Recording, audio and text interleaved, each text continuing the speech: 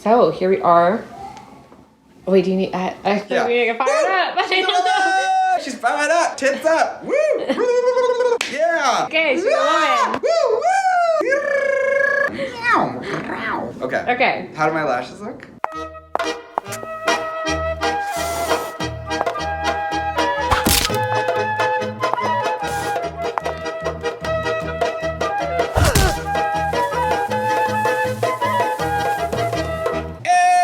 Hey everybody, it's me, Miss Cracker, and it's time for Review with the Jew, RuPaul's Drag Race Season 12, Episode 2, and it's also premiere number 2. Now, before we start, just a quick word. The whole point of Review with the Jew is to make jokes about things that are funny. So that is what we are going to do this season. We're gonna make a lot of jokes about things that I think are funny.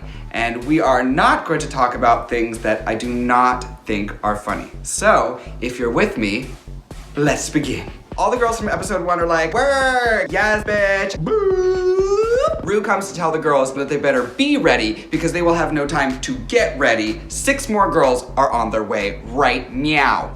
Bring on the girls! It's time for the entrance looks. Rock'em Sakura walks in giving you all of the face, or what's left over after her eyes are done with it. It's like a good day in British Parliament here because the eyes have it. Dahlia Sin! I can tell you that she's going to bring the trade.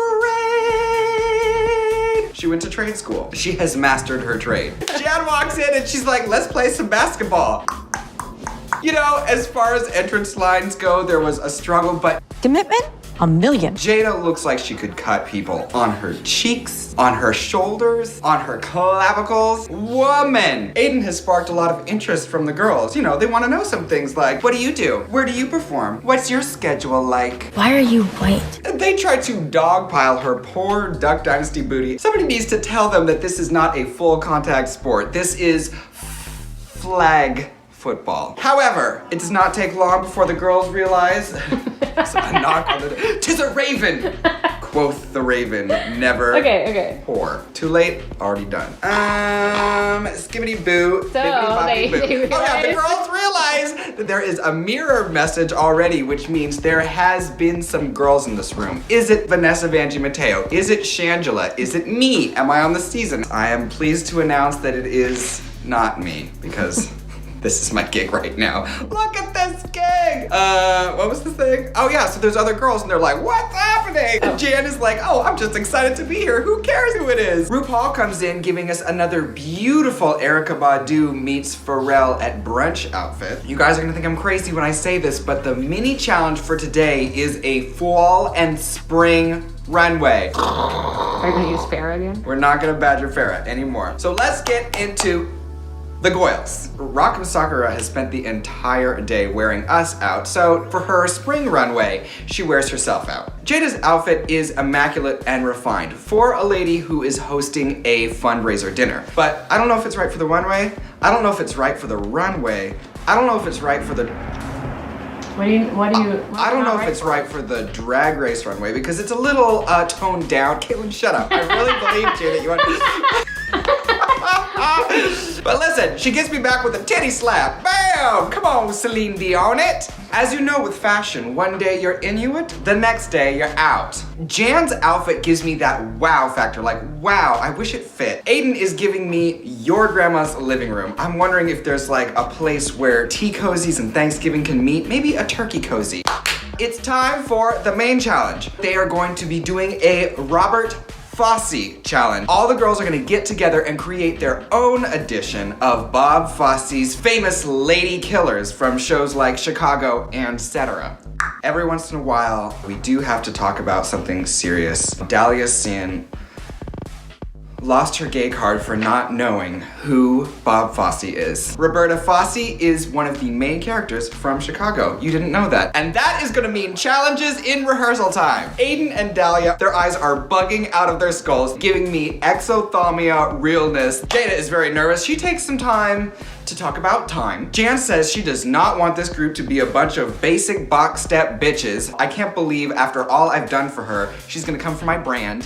Time to get into the face. Let's bear in mind, in retrospect, we know that Rock'em Sakura is farting for this entire scene. And speaking of Rock'em Sakura letting things loose, she does tell us about her emotions out there in rehearsal. Rock'em Sakura says that leadership roles trigger her, and while she was leading the group, she was reminded of her mother blaming her for her drug use. This has to be the fastest 0 to 60 I have ever seen on any episode. 30 minutes into airtime, and we already know A backstory. Rock'em Sakura's backstory. Yeah. Now it's time for the show.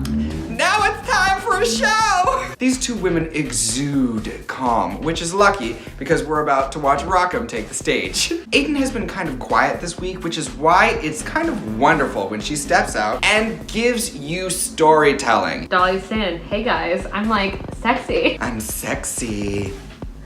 There's your armpit. And there's my armpit! Oh no! Jan made that cartwheel look like that is how she normally walks. Yeah! Jada was effortless. She's one of those queens that has it. Whether she is cutting other people down with just 2 words, my turn, are we? 2 words. 2 words! Or giving you pirouettes on the stage, I love it. All right, Tim Allen, it's Tool time. The runway today is Tool. Dahlia Sin is giving us Viva Glam. Rock'em Sakura is set on the most. She brought it all, and she glued it to a white vest. As always, Jada looks stunning. She is reaching into her toolbox and bringing out the dumb. After the main stage performance, there is a little bit of untucked material, but all we really find out is things that we already know. For example, Robin is amazing, and Jan is excited to be here.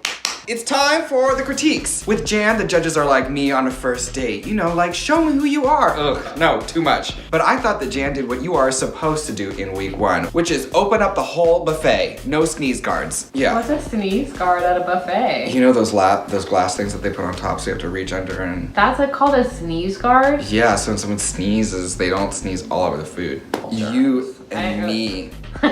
We would sneeze, We would on, sneeze the on the food. Yeah. Oh my gosh. Because we don't want to get boogers on our hands. We're like, I'm flat! I hope everyone's okay. Friendly fire! Okay. And then we wonder why we only have each other as friends. Aiden does get a critique for her tuck, but it does not merit a zoom in. Justice for Jackie's beard! But a head and beautiful shoulders above everyone else, Jada gets the best praise of the night. Her performance had it all, and it also looked effortless for her. Jada shouldered her way to the win this week, and nobody goes home. Jan's here? Jan's here. Oh my god! Should Okay, we do a field trip? Oh, a field trip? Yeah. Yeah, let's I'll go. pause this, but I'll film it on this one. Yeah. Okay, we're gonna go get Jan. We're gonna go get Jan, everybody. Alright, here we go. Welcome to my studio in La Bronx.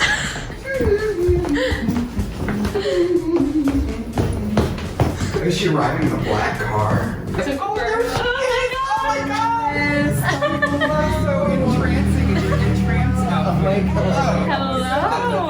Wag! Oh my god! I love Untucked. Oh my god, this is so great. Hello, Jan. Thank you for joining me. Miss Cracker, thank you for having me. Are you the most excited contestant on Drag Race ever? I think I have to be. A lot of the girls would always be like, here's Jan, she's talking about how excited she is. But I was like, it's amazing because we get this once in a lifetime opportunity. Yeah. Let's remember that every single day when we would go into the workroom. I'd be like, Yeah. hey everyone, just, Yeah. by the way, we're on RuPaul's Drag Race. Where are you guys? Like, Come let's on. just enjoy this experience. Every time a camera turns to you, you're like, oh my god, Robin, are you kidding me? Are you kidding me? I don't think you can get any more Caucasian than Fosse and Robin. Right. Like, together on one day. It's just like, tell me about having to do a fully choreographed number, very first challenge. We went into it knowing that we were going to have to do a bunch of things, but to do a mini challenge with 2 runways that like Right. I thought had to be like completely ready to go, like hit the runway, to do that, to then choreograph a number and then do another runway on top of that. We were all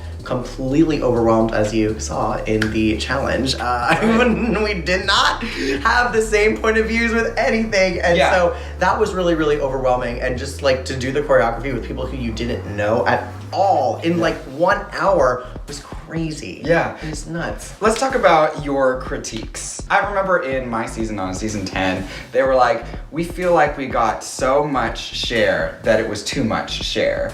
And I feel like your critique was kind of like, we got so much Jan, it was almost too much Jan. I would rather do too much than to not do enough. Yeah. And that's just me. I feel like every place that I've gotten in my drag career is because of like my hard work and just putting everything out there and hoping that something sticks. Cartwheel, bam! Oh, what did you think of the fart, by the way? Did you think of the... Okay, Asking the important questions. A high kick to a fart that can send a grown man back home to his mama. Rock and Fartura, I think that she's hysterical, and I was like, this is right up Rock's alley. When we heard... We're out of it, you know? Yeah, exactly. I heard it and I was just like, Rock, you crazy bitch. Yeah. And like, but it perfectly encapsulates Rock. Like, Rock's humor is farts. She does fart all the time. And I was like, they got to see you, babe. They really got to see you. Okay, what was my thought? Yeah, okay. Well, wait. We have to wait for the more BMX. farts. More farts. More farts. I'm having like a flashback deja vu moment to when you guys were making your hair video. Oh my god. We haven't even talked about the fact that, you know, I saw you at the very beginning of your drag career. Yeah. You were just being Kris Jenner, much like Miley is being Miley. I was like, this queen has to be seen.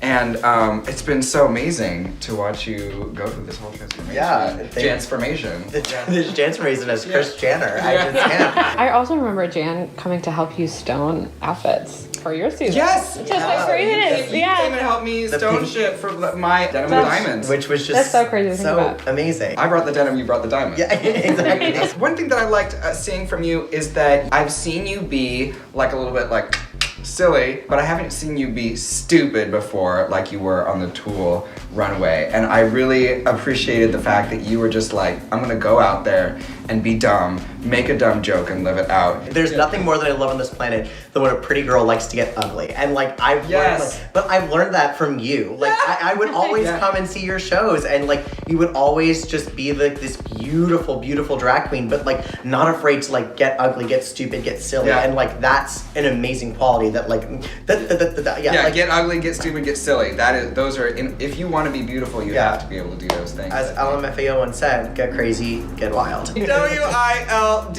Hello, somebody. Anyway, I'm really excited to see what you're gonna do. Thank you for coming to see me. Yeah, thank you. I appreciate you. Okay, so here's my question. It has been 2 weeks of Drag Race and we have not lost a single soul. Does that mean that we are gonna be losing 3 girls at once next week? Tell me what you think, and then tune in next week for a brand new episode of Review with a Jew.